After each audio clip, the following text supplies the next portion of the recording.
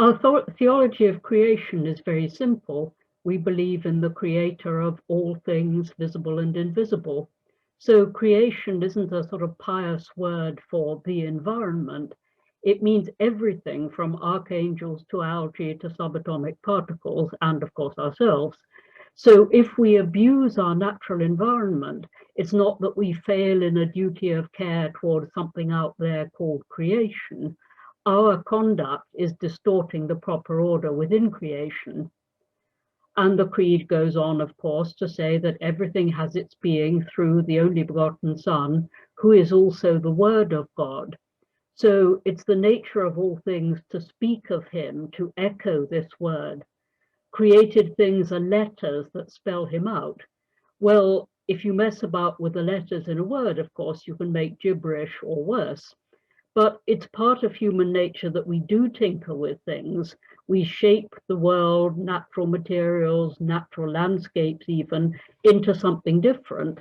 So whenever we do this, we have a choice.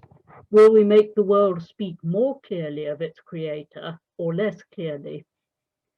Orthodox ecological writings often talk about a Eucharistic and ascetic ethos. What is the ethos of the Eucharist? Well, we look at everything we have, including something like bread, which is the outcome of millennia of plant breeding and human skill and technology, and we recognize that it's all God's own. Nothing is just ours to do what we like with. So, secondly, any way we use the world should be an expression of gratitude to God. That might be an offering to his glory, or it might be an offering for the good of another creature whom he loves, human or otherwise. And thirdly, we recognize that all God's gifts are mediated through other creatures. Some years ago, our parish had a church school workshop on making prosphora, and we decided to start from the beginning. How do you grow wheat? I persuaded my husband to bring along his microscope so that the children could look at some earth close up. And what stole the show was a very small worm, busily turning organic matter into soil. Think about it.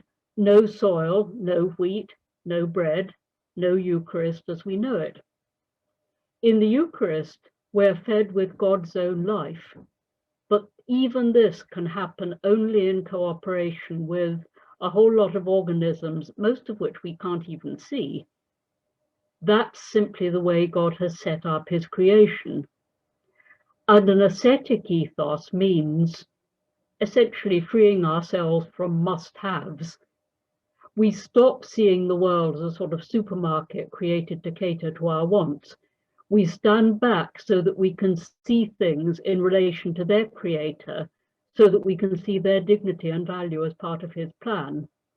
And that's how we can start to hear them echoing the word of God and praising our shared creator.